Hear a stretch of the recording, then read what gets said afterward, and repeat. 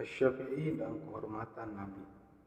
Dulu Asy-Syafi'i duduk mengharumkan mulutnya dan telinga orang-orang yang duduk di sekelilingnya dengan keutamaan-keutamaan Nabi.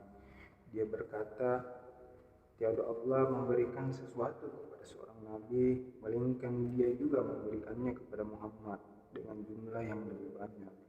Seorang berkata kepada beliau, Allah telah memberikan Isa bin Maryam kemampuan untuk menghidupkan orang mati, namun Nabi Muhammad tidak bisa melakukannya. Maka Asy-Syafi'i menjawab, rintihan pohon kurma lebih utama daripada itu, karena menghidupkan kayu adalah lebih hebat daripada menghidupkan mayat.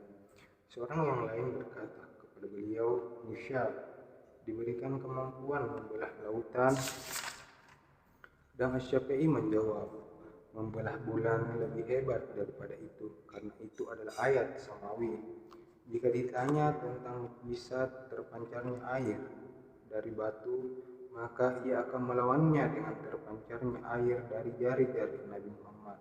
Dan ini lebih menakjubkan, karena terpancarnya air dari satu batu merupakan sesuatu yang biasa, sedangkan terpancarnya air dari daging dan darah adalah hal yang lebih menakjubkan.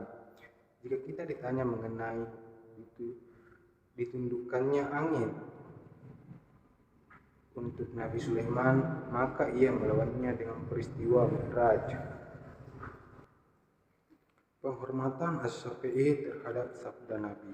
Seorang laki-laki bertanya kepada Imam Asy-Syafi'i mengenai suatu masalah di Mesir.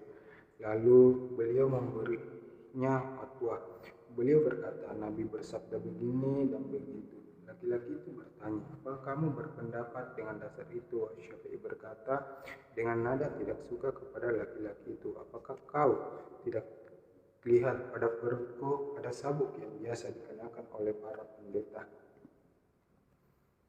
Apakah kau lihat aku keluar dari biara? Kukatakan, Nabi bersabda, sedang kamu justru bertanya kepadaku, apakah kamu berpendapat dengan dasar itu? Apakah kamu meriwayatkan hadis dari Rasulullah dan tidak menggunakannya sebagai dasar? Suatu hari seorang laki-laki bertanya kepada Asy-Syafi'i tentang suatu masalah, maka beliau menjawab, telah diriwayatkan dari Nabi begini dan begitu.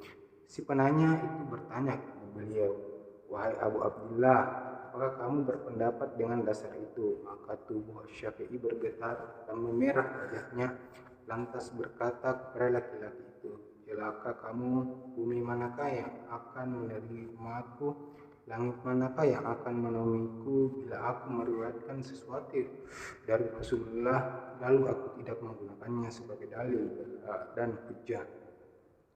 Pembelaan Asy-Syafi'i terhadap hadis Nabi. Suatu hari Hafs al-Ward datang kepada Asy-Syafi'i untuk menyerang beberapa hadis. Dia berkata dengan nada mengejek, hai Abu Abdullah, kau mengatakan bahwa tidak diriwayatkan suatu hadis dari Nabi, melainkan di dalamnya pasti terkandung pelajaran. Maka pelajaran apakah yang bisa diambil dari hadis beliau yang mengisahkan tentang kedatangan beliau ke tempat pembuangan sampah suatu kaum, lalu beliau kencing sambil berdiri? Syafi'i menjawab, justru di dalamnya terkandung pelajaran yang amat besar.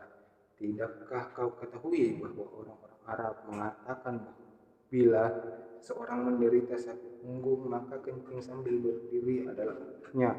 Nabi melakukan perbuatan itu dengan alasan tadi. Wasiat Nabi untuk Asy-Syafi'i. Asy-Syafi'i pergi ke Mesir bersama Ar-Rabi bin Sulaiman. Tatkala telah tinggal di sana, beliau menulis suatu surat.